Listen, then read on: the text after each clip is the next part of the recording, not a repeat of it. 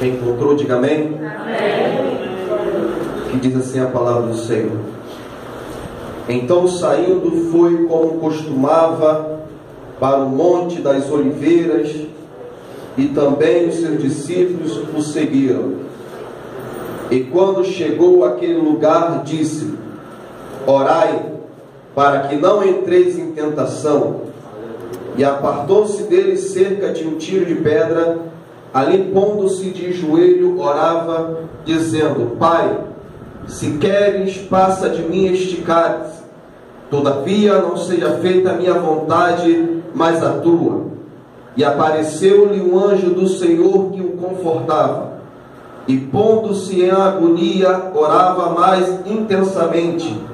E o seu suor tornou-se em grande gota de sangue que corria até o chão.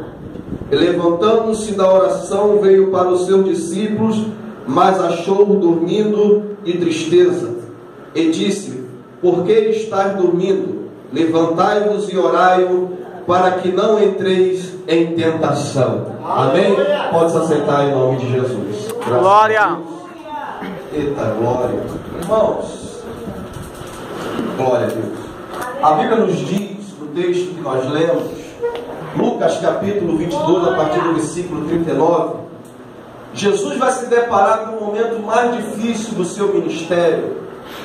Todos nós sabemos que o ministério de Jesus foi composto durante 3 anos da sua vida, começando de 30 anos até os seus 33 anos. Um ministério aparentemente muito curto, mas que transformou toda a história do mundo, e nunca haverá alguém que foi igual ao nosso Senhor foi. No capítulo que nós lemos, versículo 39, a Bíblia vai dizer que Jesus ele está agora no Monte das Oliveiras com os seus discípulos. E ele pede para que 3 dos seus amigos vá com ele, mais chegado, a saber, Pedro, Tiago e João. Jesus, quando está com esses 3 moços, a Bíblia vai dizer que ele olha para ele e diz: olha, a minha alma está angustiada até a morte. Jesus, ele agora está em um momento que os discípulos que eram mais chegados do que ele nunca viram Jesus no momento em que ele estava. Porque Jesus estava num momento que para nós poderia ser considerado um momento de depressão. Porque ele, como homem, ele sentia o que ele haveria de passar. Mas como Deus, ele via tudo que ele teria que passar. Ele via todo o por antecipação do que ele haveria de passar. Então ele, como Deus, ele começou a sentir no seu corpo de carne o que ele haveria de sofrer ali na cruz para morrer. Então a sua agonia, o seu corpo começou a passar pelo sofrimento que ele precisava naquele momento, de pessoas que pudessem compartilhar com ele aquele sofrimento que ele estava passando. Glória! Jesus está passando pelo momento em que ele precisava que os seus amigos o abraçassem e entendessem que aquilo que ele estava passando não era o Jesus que curava, não era o Jesus que libertava, mas era o Jesus que precisava começar e precisava desabafar. Aleluia! Mas os discípulos, imagino, naquele momento eles olharam e disseram o seguinte: se Jesus está passando por isso, imagine nós que somos apenas seguidores dele. O que será de nós quando nós tivermos que passar por esse momento de dificuldade? Como nós viremos e nos deparar? Mas sabe qual foi a resposta de Jesus? Vai orar. Glória! Vai orar, o segredo é a oração. Eu estou angustiado, eu estou em um momento de depressão, eu estou em ponto de pensar em desistir, mas vai orar, porque o segredo está na oração. Quando você ora, o inimigo ele põe em retirada. A Bíblia diz que Jesus ele manda o seu discípulo orar e ele vai para um canto também orar. E chegando no canto, Jesus começa a se rasgar perante o Pai. Porque uma coisa que eu tenho olhado muito hoje em dia é pessoas que têm abrido a sua vida para pessoas que não merecem ouvir a sua vida, os seus segredos. Mas eu te dou um segredo nessa noite: chore aos pés daquele que pode mudar a tua história. Chore aos pés daquele que pode solucionar o teu problema. Jesus foi aos pés do Pai porque ele sabia que aos pés do Pai ele encontraria refúgio para a sua alma que estava angustiada. E a Bíblia diz que quando ele chega aos pés do Pai, ele se joga e diz: Senhor, se possível for, passa o que eu estou sentindo. E sabe o que eu me deparo nesse momento? O Pai olhando para ele dizendo: nesse momento eu não posso fazer nada por você. Nesse momento eu não posso fazer que essa angústia passe dentro de você. Imagine você que está passando pela luta e pela dificuldade, você clamar, Jesus e aí os céus se fecharem, Deus olhar para você, nesse momento eu não posso te responder, é necessário que você passe por isso, é necessário que você seja aprovado, é necessário que você seja lapidado, é necessário que você chore agora, é necessário que você seja traído agora, é necessário que quando você for procurar seus amigos, eles não estão orando, mas estão dormindo, é necessário que você passe por isso, para que algo grande lá na frente venha te encontrar. Não existe nada grande para nós se primeiro lá atrás nós tivemos uma história de perca, de choro, de lágrima, para que alguma coisa de Deus grande venha acontecer. E sabe o que acontece com Jesus, irmãos? Ele está clamando tanto, está orando tanto, que a Bíblia vai dizer que ele, com tanta intensidade de oração e tanta angústia que ele sentiu, o seu suor se tornou-se em sangue. Interessante que eu comecei a pesquisar sobre esse fenômeno, ele é explicado. Esse fenômeno ele é chamado de hematritose. Diga comigo para o seu irmão, diga hematritose. Hematritose. Mais uma vez para ele não esquecer, hematritose. Hematritose. Hematritose é um fenômeno raro que uma pessoa, quando ela está sob muita pressão, sob muita agonia, ela começa, os seus fios capilares, suas veias capilares, ela se rompe ao ponto de ela suar sangue. Era o que estava acontecendo com Jesus. A intensidade do sofrimento e a angústia por algo que ele haveria de passar era tão grande que ele, por tanto sofrimento, por antecedência, começou a suar sangue. Começou a sentir as dores do que ele iria passar. Sabe por causa de quê? Para que eu e você pudéssemos estar aqui nessa noite, para adorar o nome dele, exaltar porque ele merece. Deixa eu entrar no texto que realmente é o que eu quero pregar nessa noite. Vieram prender Jesus, levaram ele até o Sinédrio. Chegando lá, começaram a questionar se ele era o Messias, se ele era o Salvador. Pegaram Jesus na quinta-feira à noite, irmãos. Ele apanhou, ele sofreu, bateram nele, pegaram ele, jogaram, levaram para até Pilatos. Quando chegou em Pilatos, Pilatos disse: eu não tenho nada contra esse homem não é nada, é o pobre. Glória! Manda novamente para o Sinédrio manda açoitar. E quando chega lá, irmãos, aí que começa o negócio. Nós vemos que ainda viu um filme aí do Mel Gibson, vê que é pesado, mas nessa noite eu pesquisei, estudei muito, porque os evangelhos nenhum vai dar realmente o detalhe de como era a crucificação. Sabe por causa de quê? Porque era algo normal de se fazer naquela época. A primeira crucificação decretada mesmo não foi através de romanos, mas foi através do rei da Síria, chamado Shemaneser, no século 9 a.C., que ele, quando vencia os seus inimigos, ele pegava os inimigos e com um tronco, com a ponta afiada, ele atravessava os inimigos e deixava ele exposto para que morresse ali e os animais o comessem. Essa era o tipo de primeira crucificação. Mas os romanos, eles fizeram a crucificação que a gente conhece popularmente hoje.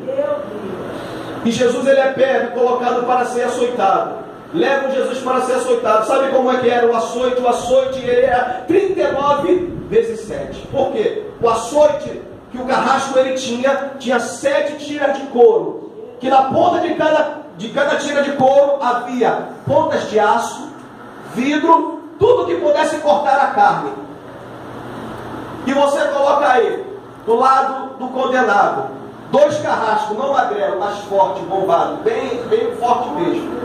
Um do lado direito, um do lado esquerdo. Jesus está sem se alimentar a noite toda de quinta-feira. Está apanhando, está sofrendo. E pega e começa a açoitar. Se você fizer um cálculo, 39 vezes 7. Por que 39? Porque se passasse disso, o condenado poderia morrer por tanta açoite.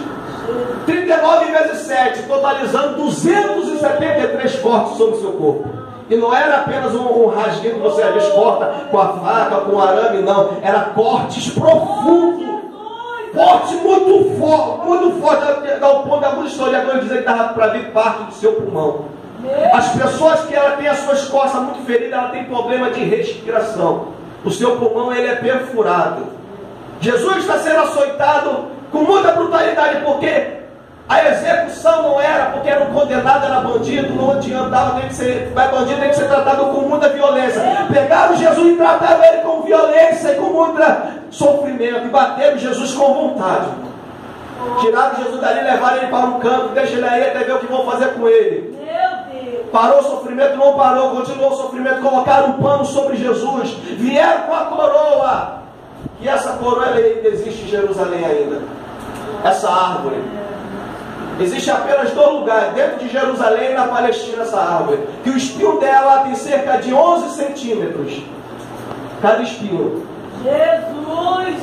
Que tem a facilidade de dobrar e se tornar assim uma coroa. Cada espinho desse, para você ter noção, quando ele passa no corpo de alguém e perfura, ele causa muita queimação e muita dor. Ele queima e dá muita dor e também dá febre.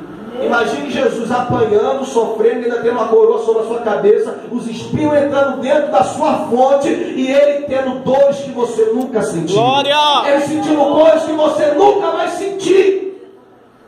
Aí eu pergunto para você, vale a pena adorar esse Deus? Aleluia!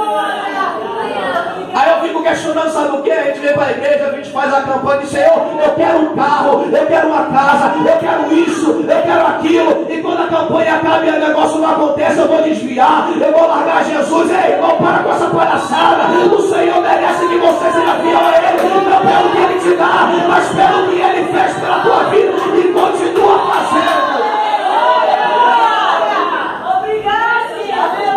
Ele tinha todo o direito de dizer, sabe de uma coisa, eu não vou ficar nesse negócio aqui não, porque eu não mereço isso aqui não, rapaz, eu sou Deus, eu não mereço estar aqui, quem quiser ser salvo que se vire.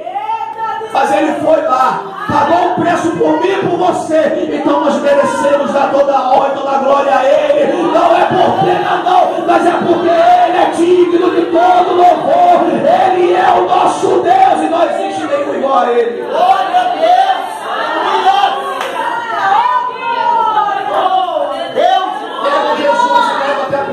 Novamente o povo está gritando, crucifica ele, mata ele, irmãos. Até o ponto que Pilatos não tem o que fazer. Ele lava suas mãos e diz, é o que vocês querem, crucifica ele.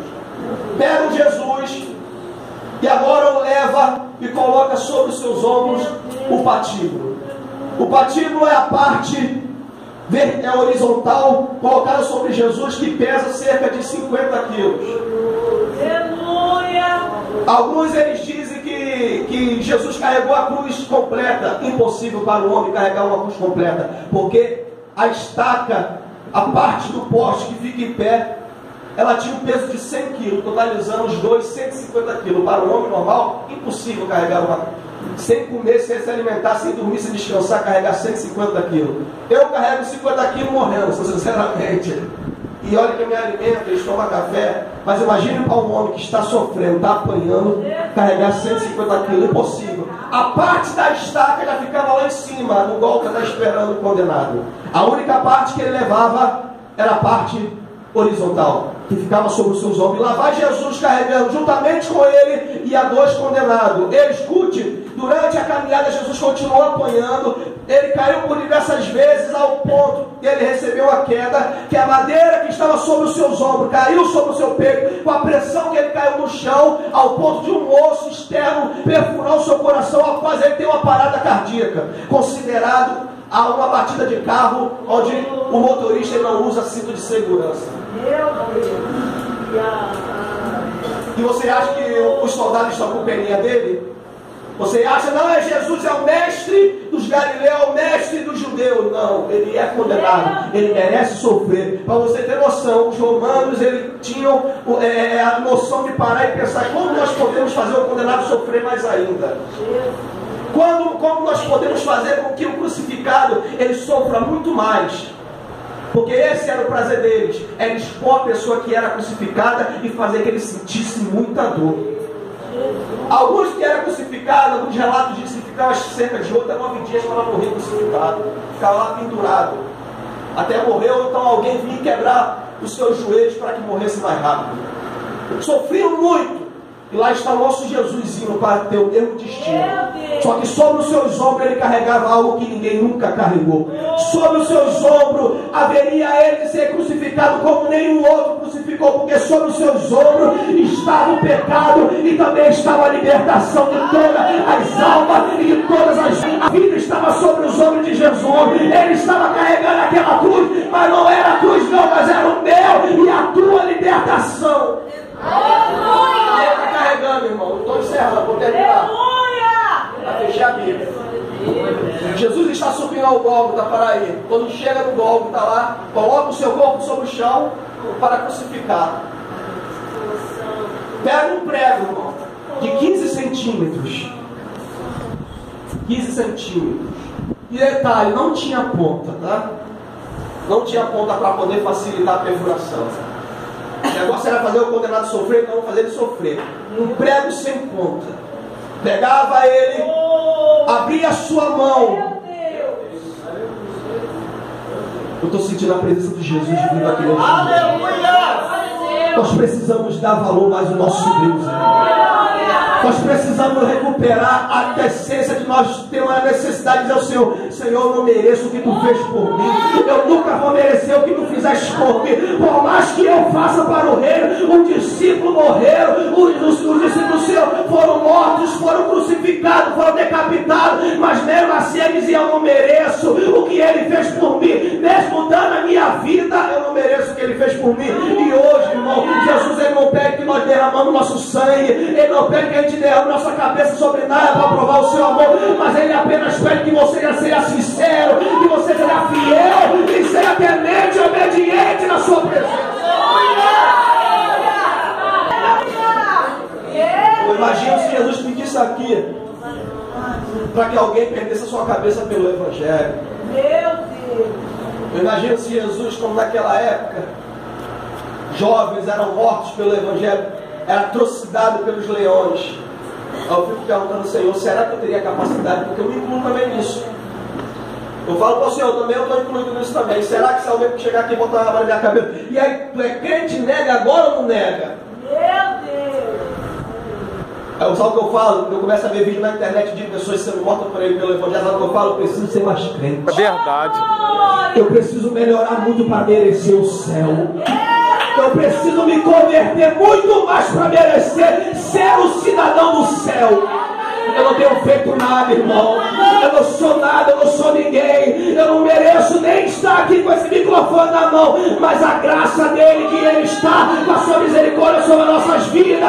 Então por isso você tem que o adorar. Porque você pode não merecer nada, mas ele te dá a garantia de vitória para estar na sua presença. Por isso adore o nome dele, porque ele é digno de toda honra. Glória. Pega Jesus, irmão, e pega nas suas mãos. O carrasco vem debochando e rindo com muito prazer no que estava fazendo.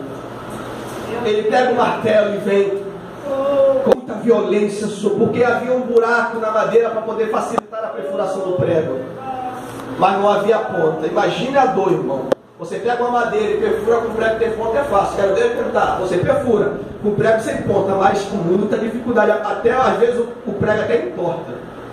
Imagine na mão de alguém perfurando. Pegaram e bateram com muita violência. Imagine, ele não reclamou de nada. Ele não murmurou de nada. Aí nós estamos passando por alguma luta. Deus me abandonou, Deus me largou. Vou largar também Jesus. Eu perdi o emprego, eu vou largar Jesus. Eu dei uma topada ali, eu vou largar Jesus. Mas o teu Jesus, ele passou tudo o que passou, mas ele não abriu a boca para reclamar de nada. E sabe o que ele nos ensina? Sejam meus imitadores, siga o que eu fui, você também tem que ser. Se o teu inimigo se levanta contra você, Jesus sabe o que ele diz? Abraça ele, abençoa ele. Porque senão não serás os meus imitadores. A primeira mão foi crucificada, mas e a segunda? Porque segundo a Bíblia diz que aquela cruz não era para Jesus, mas era para Barrabás. Relatos dizem que Barrabás tinha um corpo mais avantajado do que Jesus. Então, ou seja, se o braço de Barrabás é maior do que Jesus, o furo que estava na madeira era para Barrabás, não era para Jesus. Então, irmão, o primeiro buraco foi muito fácil de colocar, aparentemente. Mas e o segundo, quando é que vai colocar? Esticar. Será que alguém vai colocar, vamos fazer outro buraquinho aqui mais perto da mão dele? Vamos fazer? Não. Sabe o que eles fazem? Eles pegam com muita violência e tiram o braço de Jesus do lugar, ao ponto do seu osso deslocar do lugar. Quem já quebrou o osso, quem já deslocou o osso, sabe qual é a dor, desespero para que alguém coloque no lugar. Imagine, irmão, você ter a sua mão tirado do lugar, o seu osso tirado do lugar e ser crucificado e o seu braço não poder voltar para o lugar. E bate aí, antes que o osso bate de novo, e bate. E prende. Bota a cruz do outro lado. E bate na prega dessa e a mão fica fixa na madeira. Vira de novo, vai colocar agora nos pés de Jesus. Detalhe, os pés não eram crucificados. Haveria também relatos de pessoas que foram crucificadas, mas os romanos eles estudavam para saber a forma que o condenado demorar a morrer mais. Então eles descobriram que botar o condenado para morrer de pé junto facilitava com que ele morresse. Porque não tinha como ele respirar. A pessoa que ela fica de braços abertos, pendurado, ela tem dificuldade para poder respirar, então ela morre por falta de respiração. Asfixia. Aleluia. Então, porque eles descobriram que se eles colocassem o pé de uma forma que se tornasse uma manivela para poder a pessoa ela levantar o seu corpo e respirar, demoraria que ele morresse mais. Sabe como é que eles crucificavam? Eles colocavam o pé do condenado atrás da cruz, ele pegava, fazia assim atrás da cruz e pregava, para que quando o condenado estivesse cansado, ele fizesse aqui, ó, uma manivela para